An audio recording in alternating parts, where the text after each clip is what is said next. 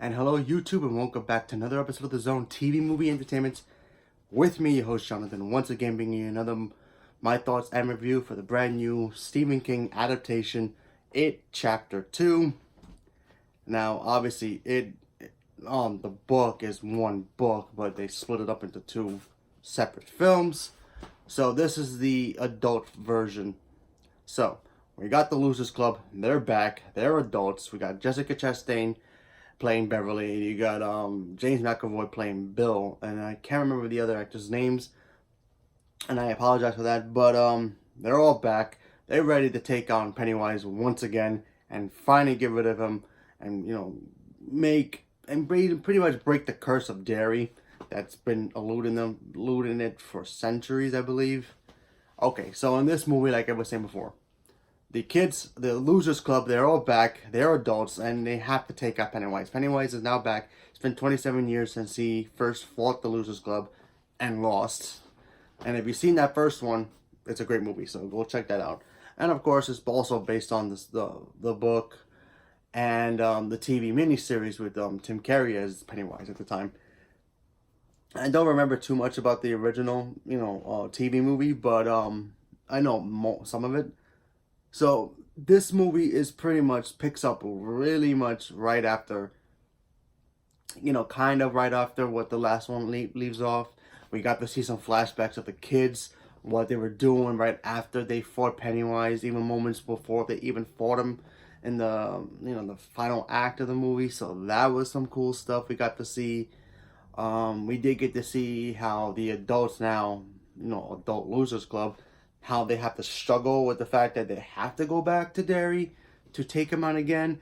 And we all know it's very hard for them to go back because, they try to move on from what happened. And, for most of them, it's even more harder, Billy doesn't want to go back because of what happened with Georgie. Beverly doesn't want to go back mostly because of what happened with her father.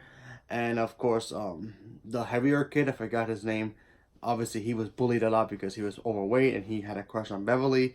So he, at that moment, he kind of wanted to go back, but he also had his moments where he's like, yeah, I don't know, maybe we should. And the rest of them was like, yeah, we're adults now. We got marriages, we got wives, we got kids, or whatever it is, and we got our own lives in these other places. Let's just forget about this ever happened and let's move on. But, of course, they all go back anyway, and they have to deal with the fact that he is back, and they have to stop him. So what I like about this movie, and I'll start with the good stuff first, because there are some negatives in here that I do not like, but I'll start with the good stuff. Let's talk about the fact that everybody who plays the adult version of the kids did a really good job. I liked it, every single one of them. They were funny, they felt real, they felt like, you believe in them, like, yeah, they don't want to go back, and you can believe that they acted like how the kids would act if they were adults, so that worked a lot. Jessica Chastain playing Beverly, I think that was like the perfect casting, even before they even announced the casting. They casted her way after the first one ended, so that was a good choice on their behalf. She was still kind of damaged, but also kind of more of a badass that she was, so there was that. James McAvoy playing Billy, he did a really good job. He even still had the stutter that he had, so that was cool. The other kids, obviously, like I said before, their adult cast members were great, playing out, portraying what the kids would be like if they were adults. So that was some cool stuff. The flashbacks for me worked. I thought, they were pretty cool. The flashbacks were kind of like continuations of what the first one left off, so we got to see some of that, so that was very cool. And especially if you watch this and then if you go back and watch the first one and you put it together, it's like, okay, so that actually happened before this part and that part. Okay, it makes sense, because there are certain scenes in this movie from flashbacks that actually connect to the original, which is part 1, 2017 version. What else? Obviously, Pennywise's look, he was great. He was cool. He was creepy as always. He had that creepy voice and all that. He did some iconic stuff, even from the television series that was kind of, wink to the camera, and it worked. So that was cool. Um, the imagery was really cool, maybe very creepy looking, and I liked that stuff a lot as well. Like I said, the story was great. What else? The ending, like I said, I liked the ending, but like I said, I don't know how the ending is into the book. So if you read the book and you seen this movie, let me know in the comments below if it's pretty much a similar situation. Because Lame and I don't even know, and I don't remember the ending to the original TV version. So let's talk about the bad stuff here, because there are a couple.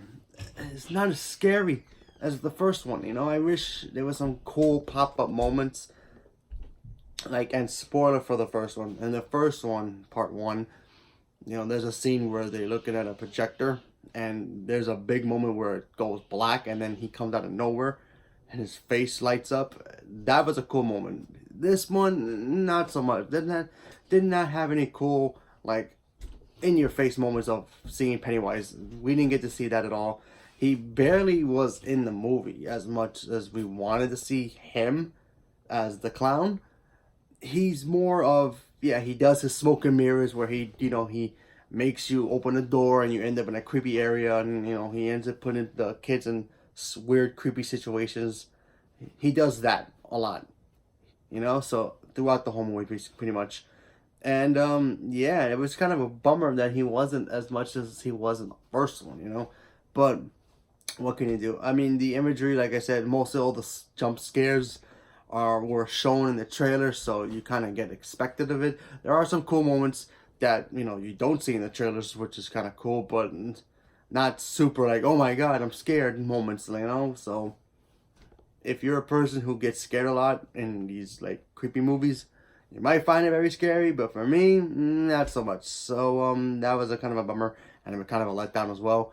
But overall, the movie, like I said, it was fun. I enjoyed it for what it was.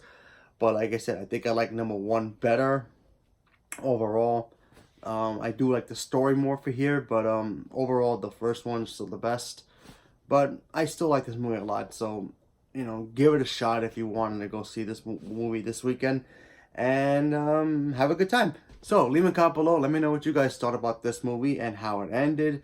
Do you guys like this version, the way the book was better, or the TV movie was better? Leave a comment below. Let me know. Thank you very much, and have a good day.